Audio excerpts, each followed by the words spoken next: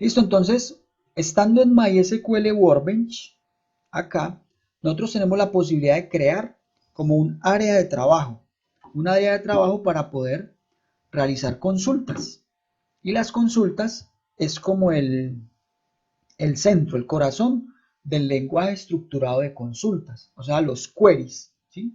Entonces, cuando nosotros hablamos de SQL, voy a abrir por acá aquí en File, New Query Tab, estamos diciendo, ábrame una nueva página de consultas, ¿sí? Nueva página de consultas, ¿qué? New Query Tab. Entonces, voy a ampliarle acá un poquito. Si ustedes en algún momento esta letra se está viendo muy pequeña, ¿sí? Ustedes con control sostenido y presionando la tecla más, sucesivamente le pueden ampliar el tamaño a la fuente. O con control menos se la pueden disminuir, para que ustedes sepan allí. Ven un poquitico acá. Listo, entonces resulta que cuando hablamos de SQL, muchachos, SQL es el lenguaje estructurado de consulta. Structure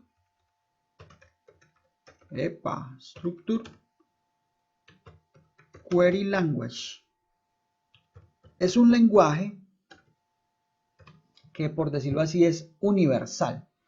Universal, ¿por qué? Porque es como un estándar que implementan muchas bases de datos para poder que sobre ese estándar pues se trabajen varias cosas en las bases de datos. Entonces, ¿qué podemos trabajar en las bases de datos? Entonces, podemos trabajar un tipo de comandos que se llama DDL y eso significa Data Definition Language. ¿Sí? O sea, lenguaje de definición de datos. Entonces, en el lenguaje de definición de datos, nosotros, como su nombre lo indica, nosotros podemos definir. O sea, ¿definir qué? Entonces, allí vamos a poder crear, ¿sí? Crear bases de datos, crear tablas, crear atributos, ¿sí? Modificar digamos, los atributos,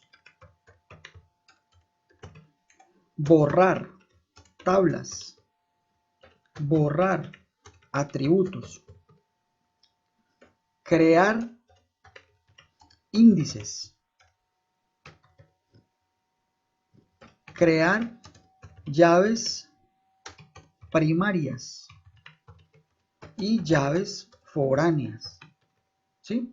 Entonces, cuando hablamos del lenguaje DDL, teniendo en cuenta que hace parte del estándar del lenguaje estructurado de consultas, nosotros podemos crear y definir muchas cosas dentro de nuestras bases de datos, ¿sí? Podemos hacer todo esto. ¿Listo? Hay otra parte del SQL que son las sentencias DML. ¿Esto qué significa? Data Manipulation Language. Significa el lenguaje de manipulación de datos, ¿sí? De manipulación de datos. Entonces, lógicamente, ya con el lenguaje de manipulación de datos, pues la idea es que están orientadas como hacia otro tipo de operaciones. ¿Cómo cuáles? Entonces, se implementa algo muy conocido que yo creo que ya les he hablado de eso, que es como la matriz CRUD. Entonces, la matriz CRUD, vamos a colocarlo así, más bien, CRUD, ¿cierto? Entonces se refiere a que yo puedo crear, ¿sí? Por ejemplo, crear, ¿sí? Insertar, digamos, insertar datos, ¿sí? Yo puedo dentro de la matriz CRUD, y esto entonces vamos a darle el sentido create, ¿sí? Yo puedo leer, read, leer, entonces seleccionar datos, yo puedo actualizar, o sea, hacer un update, actualizar.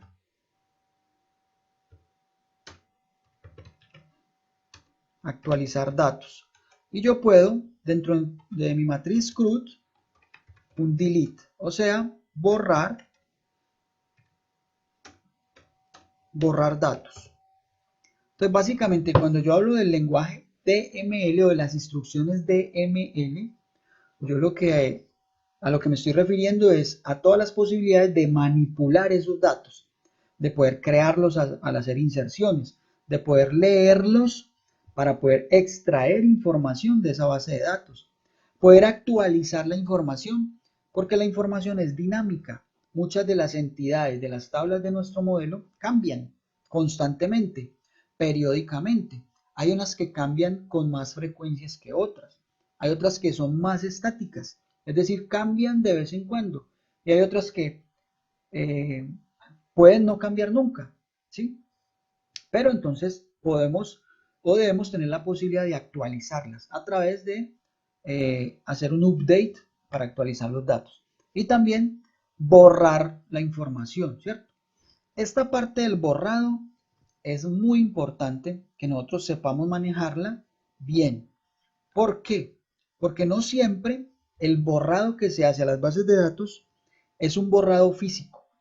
Es decir, que yo borre el registro y que ya no tenga rastro de él. Eso es muy peligroso hacerlo siempre. Entonces tenemos que saber cuándo lo hacemos y cuándo no. Entonces, cuando lleguemos a este punto, vamos a ver que hay un borrado,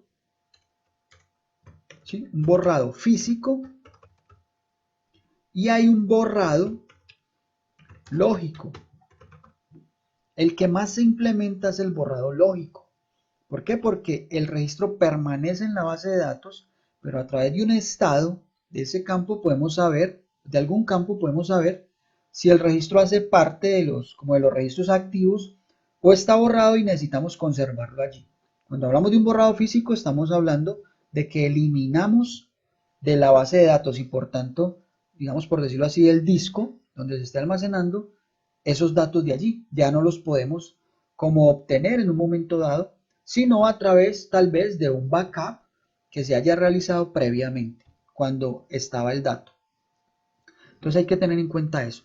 Entonces muchachos, para resumir acá, SQL es un estándar para yo poder trabajar sobre las bases de datos. Un lenguaje estructurado de consultas, que eso es lo que significa, ¿cierto? SQL. Esto yo lo voy a enviar, estructurado de consultas. Eso es lo que significa el SQL. Tiene entonces dos grandes ramas para poder trabajar. Una es el lenguaje de definición de datos, DDL, donde yo puedo hacer todas estas opciones. El crear acá es diferente al de manipular. O sea, el crear acá es definir la estructura, mientras que el crear de abajo del DML es prácticamente la opción de inserción, de alimentar, de poblar la información de las tablas o entidades. ¿Sí? Listo. Entonces, teniendo en cuenta eso, nos dividimos en dos partes, DDL y DML. Listo. Entonces, ¿cuál es la idea? Que nosotros vamos a comenzar por acá, a crear una base de datos y a crear las tablas que van a ser parte de esa base de datos. Listo, entonces, cuando nosotros tenemos, bueno, primero, ¿hay alguna duda hasta ahí? Bueno, resulta que cuando yo estoy trabajando aquí, por ejemplo, en Workbench, ¿cierto? Yo tengo un área de trabajo que está compuesta por pestañas. Y esas pestañas, cada una es como un archivo independiente, un archivo o un área de trabajo aparte. Eso yo no lo puedo hacer, por ejemplo, en MySQL, en PHP Entonces, por eso, desde mi punto de vista, ese es mi punto de vista porque alguien puede tener otro punto de vista diferente. A mí me gusta más trabajar en Workbench. Es más flexible y más robusto. Estando entonces en Workbench, yo puedo, aquí por ejemplo ustedes ven que se abre una pestaña con un archivo SQL.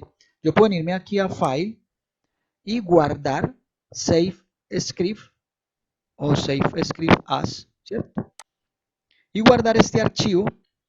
Y este archivo, entonces, es vamos a guardarlo por acá en 206.22.87.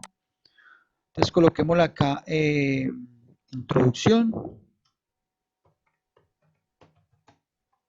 SQL. Resulta que este MySQL Workbench, todos los archivos son .sql. Realmente los archivos SQL son archivos de texto. Yo los puedo abrir con un bloc de notas, con un procesador de textos como Word, pero estas herramientas para identificar este tipo de archivos y, digamos, ejecutar las instrucciones de una forma correcta y reconocerlas, reconocer su sintaxis, pues utilizan la extensión SQL, ¿sí?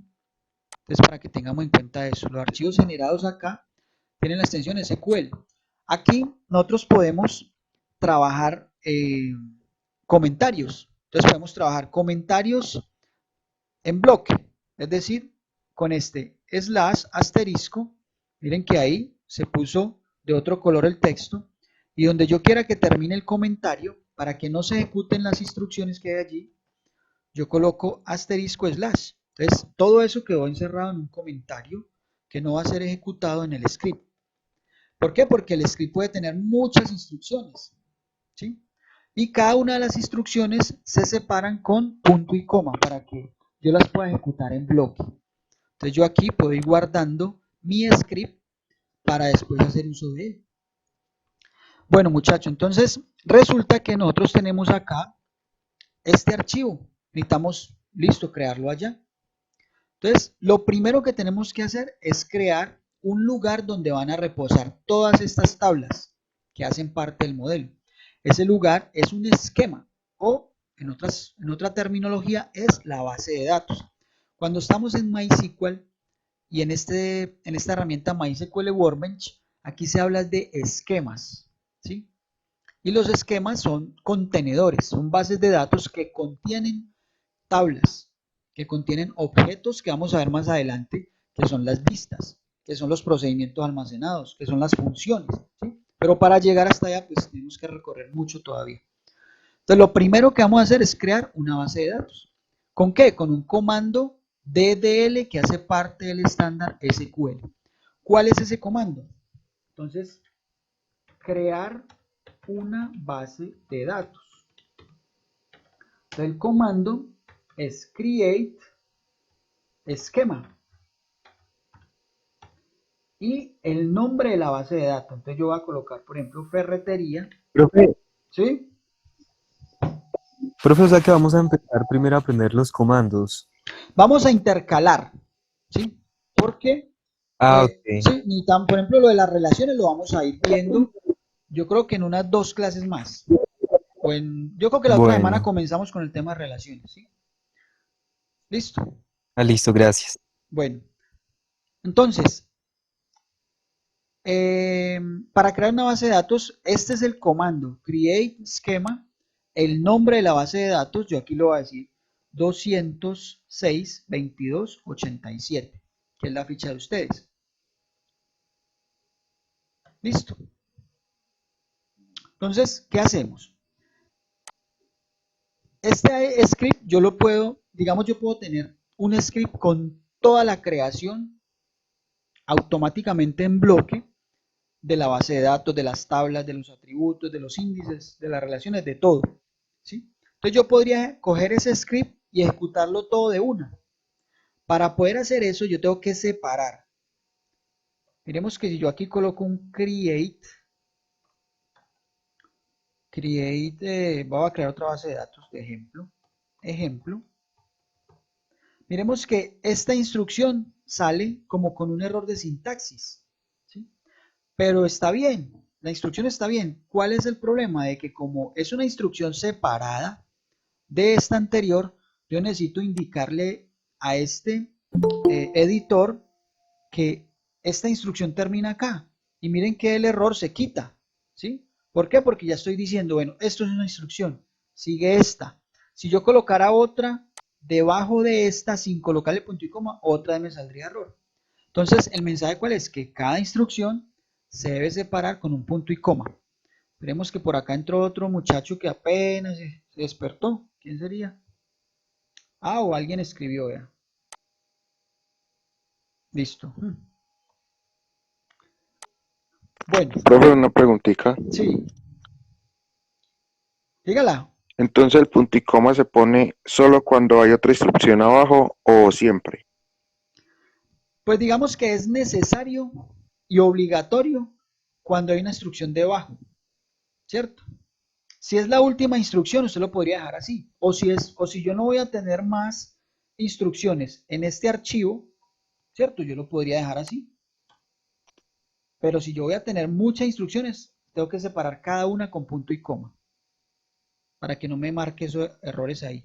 Ah, listo. Listo, muchachos. Bueno, Entonces, muchas gracias. listo, con gusto. Tenemos esta instrucción, ¿sí? Listo. Entonces, ¿cuál es la forma de yo ejecutar esta instrucción? Yo lo puedo hacer de dos formas.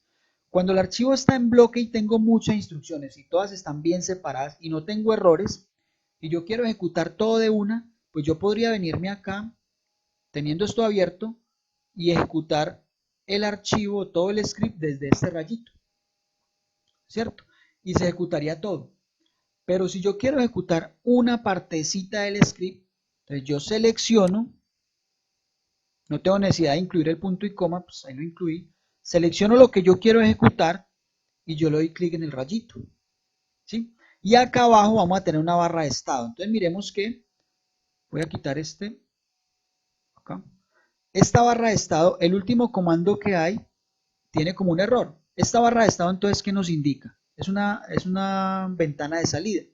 Cuando el chulito, después de ejecutar la instrucción, aparece un chulito verde, quiere decir que la instrucción se ejecutó correctamente. Y si aparece esta X, quiere decir que hay algún error. Y aquí al lado derecho nos va a salir como un mensaje indicándonos qué fue lo que falló. Entonces vamos a ejecutar esta. La tengo seleccionada, la ejecuto, ¿sí?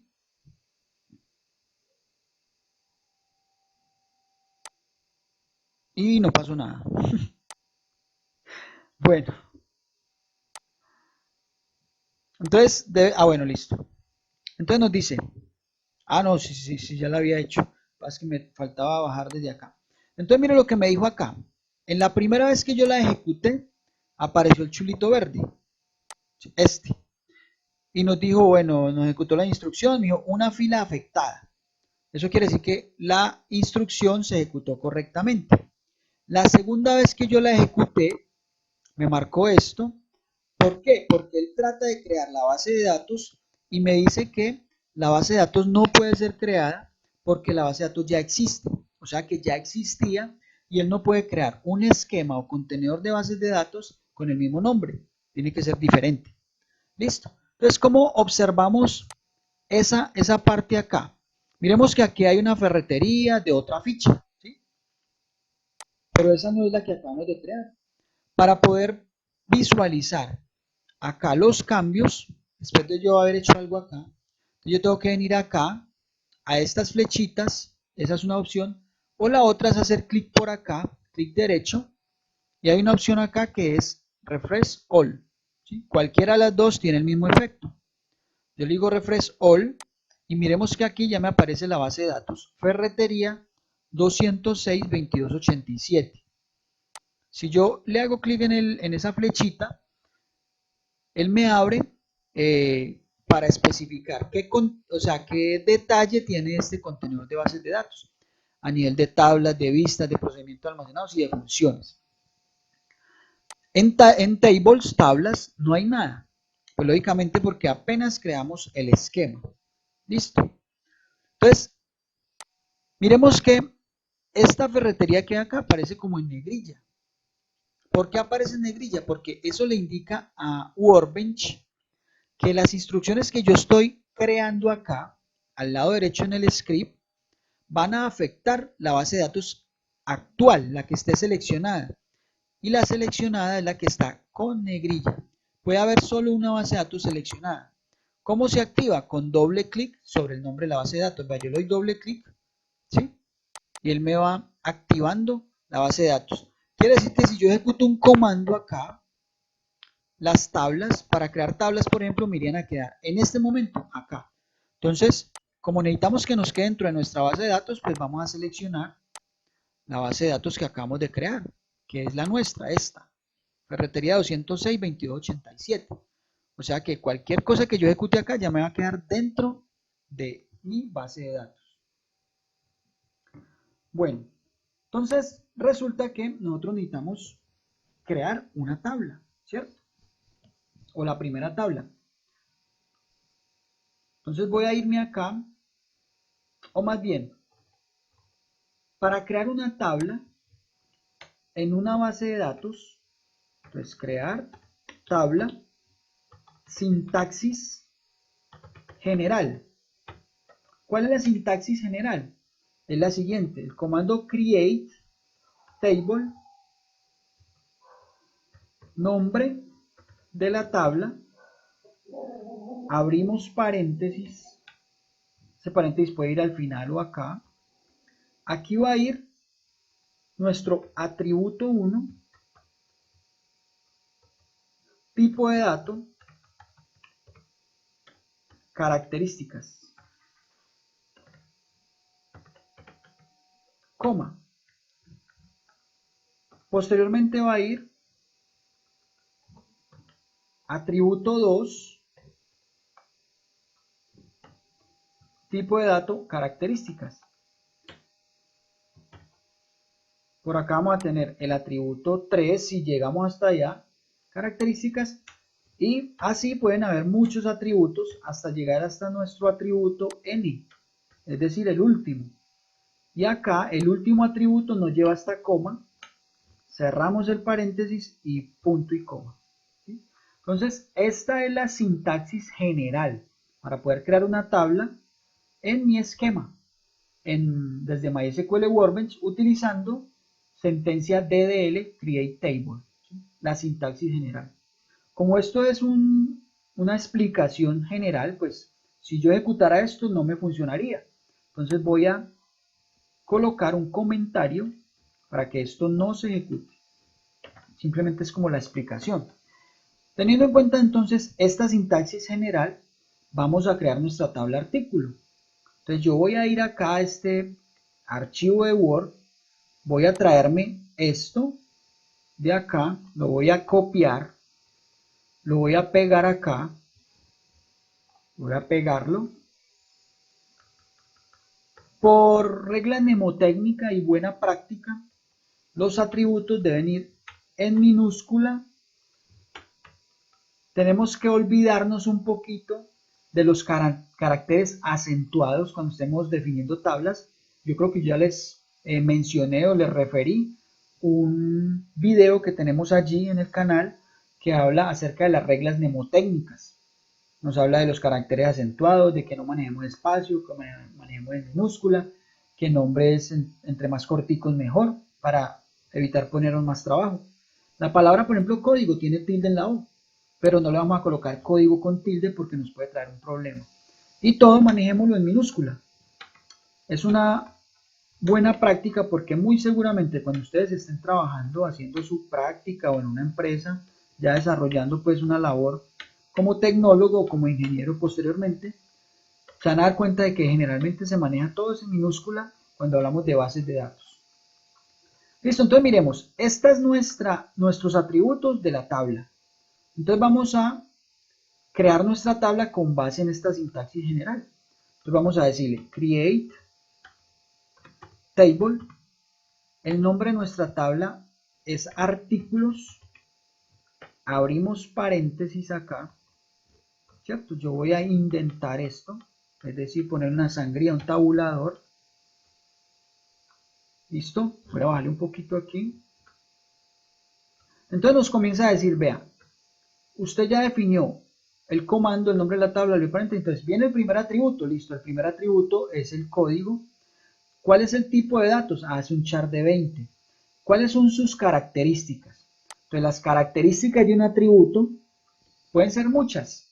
Para este caso nos están diciendo que el código de la tabla de artículos es una llave primaria. Entonces esas características se definen a través de unas palabras claves, en este caso la palabra o las palabras primary key indican al gestor y al motor de base de datos MySQL que nosotros estamos definiendo una tabla y queremos que el código sea la llave principal, nuestra primary key.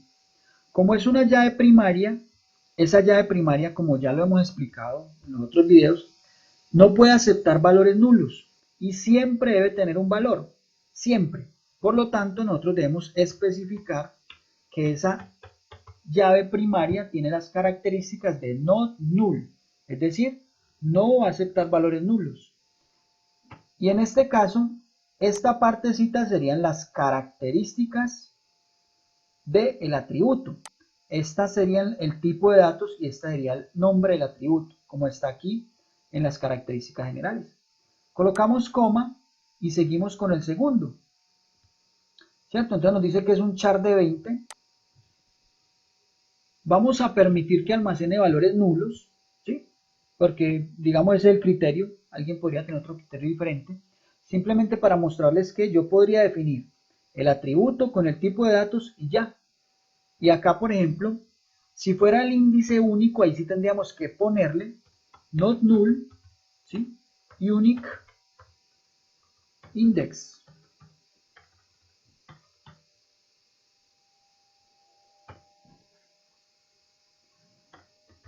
Bueno, y acá tendría que mirar esta. Vamos a ver si esta es unique. Bueno, cuando hablamos del resto de atributos, vamos a dejarlos así. Simplemente el nombre del atributo. Vamos a permitir ahí valores nulos, porque vamos posteriormente, lo que mañana en nuestra próxima clase vamos a ver algo con respecto a los valores nulos. Y aquí, si el atributo es un char de 1, propio o en consignación, vamos a colocarle not null, ¿sí? Y acá, ¿qué nos hace falta? Entonces cerrar nuestro comando, colocarle punto y coma. Entonces, si nos fijamos, estamos utilizando la sintaxis general que vimos acá, pero ya implementada acá.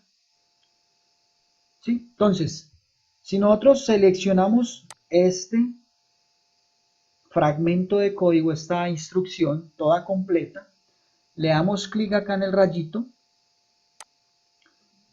Aquí abajo podemos ver el resultado que fue satisfactorio.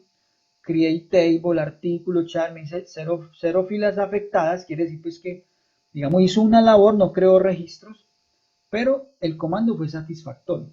¿Cómo lo verificamos? Entonces, si nos vamos aquí a Tables, ¿sí? Podemos darle clic derecho, Refresh All, y aquí entonces ya nos aparece como una flechita.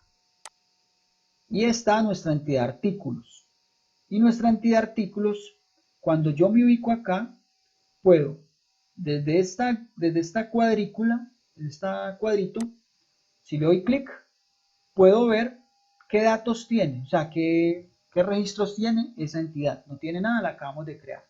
Si yo me ubico acá, en esta herramienta, puedo ver el diseño, ¿sí? Y el diseño que acabamos de crear, miremos que fue ese. El código, un char de 20, primary key, not null, que eso significa esto, ¿sí? Ya los tiene allí. El código de barras es not null y es un unique index, ¿sí? Es este, ya me los marco ahí. El resto me los dejó sin marcar, el último me lo marcó como not null, que eso es lo que tenemos acá, not null. Estas características desde el punto de vista visual ya están acá. Nosotros podemos crear las tablas utilizando el asistente, pero sí o sí tenemos que aprender a todo crearlo con comandos, y para eso son las sentencias DLL y DML.